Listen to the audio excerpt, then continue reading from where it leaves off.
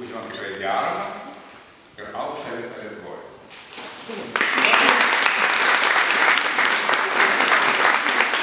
Nekalbu apie festivalius, kurie visoje Lietuvoje žinome, aš kaip nekartą iš kultūros centro tribūnos sakęs, nesuprantami. Mano kolegos nedaug, kad Lietuvoje kaip 29 metus gali gyvuoti ten festivalis. Niekas nesupranta.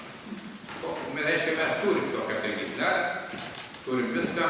O vat paskutiniai tie įvykiai Rokiškyje, kas tai irgi kultūra, tai mes žengiam iš teatro scenos į didįjį ekraną ir į filmą, ir čia sėdi aktoriai profesionalus, ir mūsų Rokiškio aktoriai, kurie vaidino šitame filme Emigrantai, tikrai vėl parodėm Lietuvai, kad rajone su keletos profesorių teatro aktorių pagalba, teatro kino aktorių pagalba galima parodyti Lietuvai, kad mes jau žengiam į kinematografą.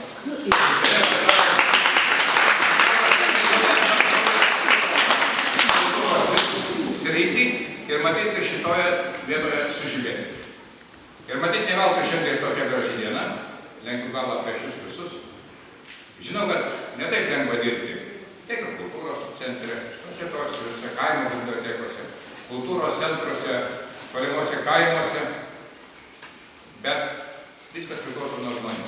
Koks ten žmogus dirba, kaip jis sugeba suburti kolektyvą, toks ir kultūrinis gyvenimas tenai.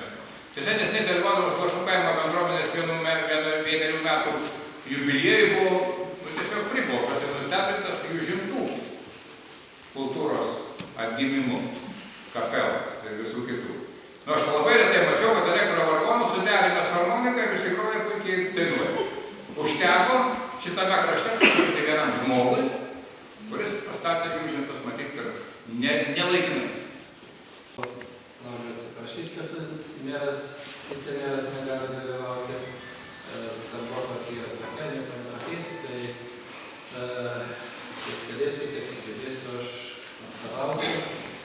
Taigi tikrai aš visiems tiem išsakytiem žodžiam pritariu ir aš skaitau, kad visuose gyvenimo srityse, ten, kur yra stiprus kultūros židiniai, kur yra stipriai puoselėjama kultūra, tai dideli darbai yra padaryti, tiek karai laimėti, tiek didelės miestų, gyvenviečių, bendruomenių pasiekimai pasiekti. Be kultūros tai židinio rimto, aš manau, kad žmonės savo užsidarę keltuose tikrai kažko tai stipriai negali pasiekti. Taigi, neša ir pusę sutraukia daug tų įvairių žmonių, kurie tikrai ačiū tiem visiems. Būtent jūs, tie, kurie tikrai esat savo darbo fanatikai, jeigu taip galima pasakyti, nes dirbate ir mylite savo darbą, nes tikrai jisai nėra labai materialiai aprūpintas, kaip žinom, kultūros darbuotojai, kurioje vietoje yra, bet jūs tikrai daug metų tam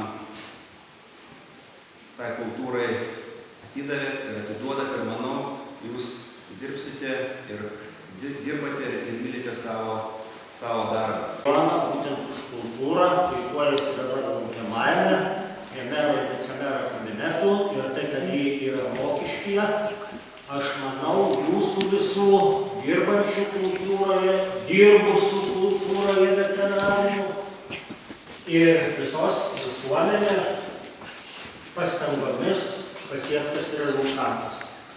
Praėjusiais metais geriausiu Respublikos muziejumi, įsivaizduojate, kaip skamba, geriausiu Respublikos muziejumi, tarp visų nacionalinių ir kitokių pripažintas Rokiškio krašto muziejus.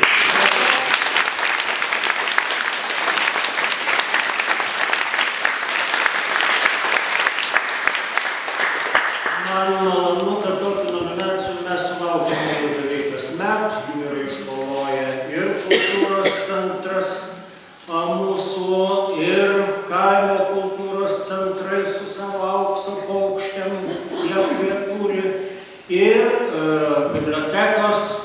kurios lentynose stovi 2 respublikinės nominacijos, viena už mokslingumą, jeigu aš neapsirinku koaliciją pataisyti, su švietis Rokiškio krašto garbės pilietis, skulptorius Petras Gašta, už nuopelnus Rokiškio krašto kultūrai. Vyko balsavimas slaptas ir balsavimo metu išryškėjo 2 nauji šito ženklo laureatai ir mums Janina belieka dabar kaip tik tai pasiruošti ir įveikti šituos ženklus. Skapiškio valsčiuje audimo mokėsi nuo mažens, nes motina buvo garsi kaimo audėja ir Genei teko pasimokyti matyti iš jos. Audimo amato rimtai ėmėsi 1980 metais, dirbdama dailės kombinatuose. 90 metais tapo Tautodailininkų sąjungos nare ir savo amatų garsėja ne tik Lietuvoje, bet ir užsienyje. Jos audiniais gražėjusi Latvijos, Švedijos, Norvegijos, Vokietijos, Jungtinių Amerikos valstijų meno mėgėjai. Šiose šalyse dalyvauja jungtinėse meistrų parodose, rengia savo personalinės parodas. Tautodailininkė aktyvi savo krašto parodų dalyvė, todėl jai 2010 metais buvo suteiktas metų tautodailininkės vardas. Aktyvi, gebanti vadovauti, šiltai bendraujanti kūrėja eilę metų vadovauja rajono tautodailininkų draugijai, kada jai buvo nelengva, o paskui net ir pasitraukusi iš pirmininkės posto, jinai savo žodžiu, savo organizuotumu, savo veikla prisidėjo ir prie dabartinės Tautodailininkų sąjungos veiklos rezultatų. Genės Šimeninės tautinio paveldo gaminiai jau yra sertifikuoti. Gautas sertifikatas liudija, kad kūrėjos darbai yra meniški, kad naudojasi visą savo kūrybinę patirtimį, meistriškumu, siekia save atskleisti kaip kūrybingą asmenybę. Yra pateikta mūsų Tautodailininkų sąjungos Rokiškio skyriaus puikia medžiaga, iliustruota netgi spalvotom iliustracijom, kad šitai buvo pristatyta Genės Šimeninė apdovanojimai. Pridėtas didžiulis sąrašas respublikinių parodų ir renginių, kuriuose jai teko dalyvauti, tarptautinių parodų ir renginių, kuriuose jai teko dalyvauti, personalinių parodų sąrašas, aš jų išvardinti čia nesiruošiu, nes tai užimtų labai daug laiko. Jos darbų yra ir Lietuvos kai kuriuose muziejuose, apie ją jau buvo nemažai ir spaudoje rašyta, belieka tik tai pasveikinti ją su ženklu ir įteikti jį. Tokio kruopštumo ir darbštumo sakmės. Savaime. Tas darbas tikrai yra pakankamai sunkus, bet aš labai pergyvenu.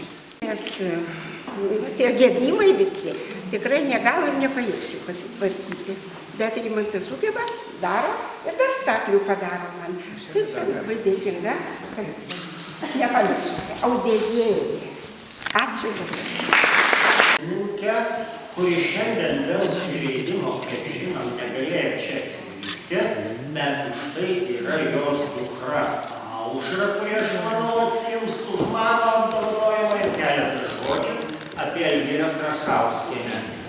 Elvyra Krasauskienė, kaip jau minėjau, dabar jau pensijoje, poilsiauja, bet yra baigusi Panevėžio konservatoriją 1900. Mamos Tasą. Tikrai labai gražus, Žiobiškyje susikūrė etnografinis ansamblis, jis subūrė net 16 žmonių, jau pasirūpino gražiai, bendruomenė aprengė juos, labai gražiai jau debiutavo šioje menėje. Tai taip, kad tasa graži, todėl jai ir įteikiam mamos.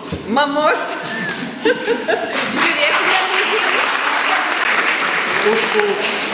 Už kultūros ir istorijos vertybių išsaugojimą ir indėlį į Rokiškio krašto ir Lietuvos gyventojų patriotinį ugdymą padėkos raštą norėtumėm, kad perduotų gerbiama direktorė, kuri matyt kartu su juo dabar planuoja naujas ekspozicijas Obeliuose. kaip jūs žinote, šie metai yra jubiliejiniai teatriniai mums metai, tai yra 1893 metais vyko pirmas slaptas žinomas vaidinimas Naujikų kaime Panemunėlio apylinkėse.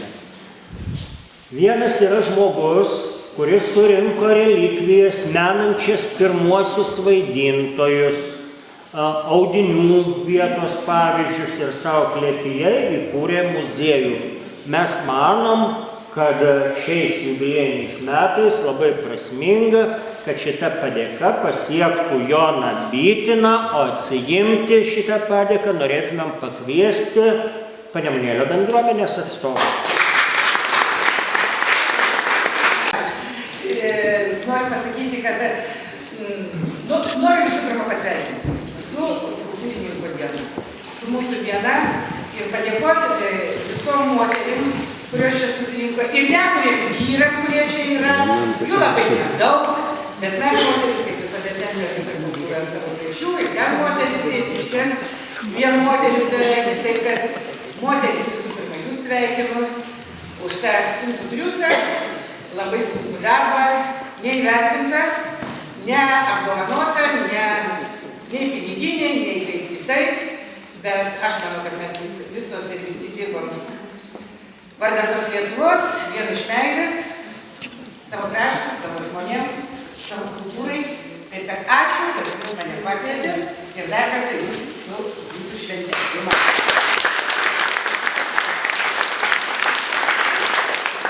Dar pasveikinti su pagaliau atėjusį pavasarį. Važiavom čia ir buvom liudininkais, kaip skrido.